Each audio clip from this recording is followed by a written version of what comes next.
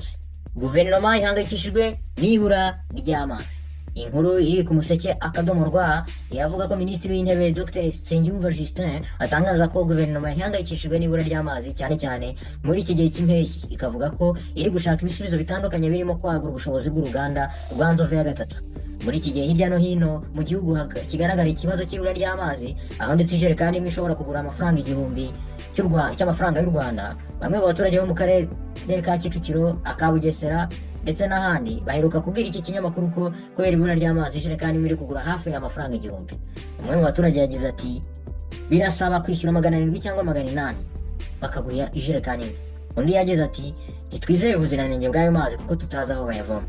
Ubwo yagezaga ku nteko ishinga amategeko ibikorwa bya guverinoma bigamije kongera ubushobozi bw'igihugu mu kubungabunga ubukungu n'imibereho myiza y'abaturage, Minisitiri w'Intebe Dr Justin Nsengiyumva yavuze ko guverinoma ihangayikishijwe n'ibura ry'amazi muri iki gihe cy'impeshyi. Ati ku bijyanye n'amazi ndagira ngo mvuge ko guverinoma ihangayikishijwe cyane n'ikibazo cy'ibura ryayo, cyane cyane mu gihe nk'iki cy'impeshyi bikomeje kugira ingaruka zitari nziza ku mibereho y'abanyarwanda. Amazi yo ni ikibazo rwose.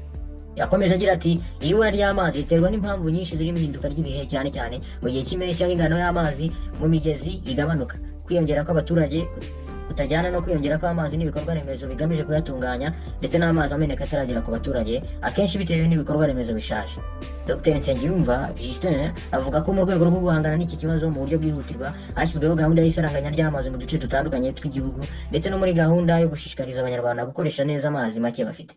Yongeyeho ko mu buryo burambye guverinoma irimo gushyira mu bikorwa imishinga izatuma ingano y'amazi atunganywa yiyongera ikava kuri metero kibe zisaga 367 ku munsi muri uyu mwaka ikagera kuri metero kibe 688 ku munsi mu wa 2029. Ati muri iyo mishinga harimo kwagura no gusana ibikorwa remezo n'imiyoboro y'amazi hagamijwe kugabanya amazi ameneka ataragera ku baturage akava ku kigero cya 35 akagera ku kigero cya 25% mu mwaka wa 2029. Akomeza agira ati intego nuko mu wa 2050 tuzaba tugeze ku kigero cya 5% by'amazi ameneka nk'uko bimeze mu bihugu bimwe na bimwe byateye imbere. Minisitiri w'Intebe yavuze ko hari kandi umushinga wo kwagura ubushobozi bw'uruganda rwa Nzove ya gatatu bukaba bwagera kuri metero kibe 40 ku munsi, bukava kuri metero kibe 40 ku munsi bukagera kuri metero kibe 65 ku munsi muri Nzeri 2026.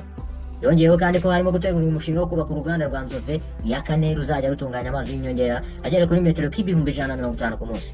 Teganyijwe ko uyu mushinga uzaba wararangiye mu gihe cy'imyaka 3, ni ukuvuga mu Ukuboza 2029.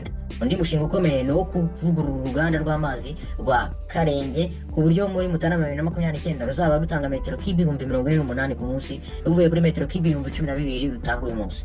Leta y'u Rwanda yahaye intego y'uko mu 2029 abaturage bose bazaba bagerwaho n'amazi meza. Iyi gahunda ishimangira ko mu mijyi ingo zose zizagira amazi, naho mu cyaro buri muturage akazajya avoma amazi muri metero zitarenze 500 uvuye iwe mu rugo.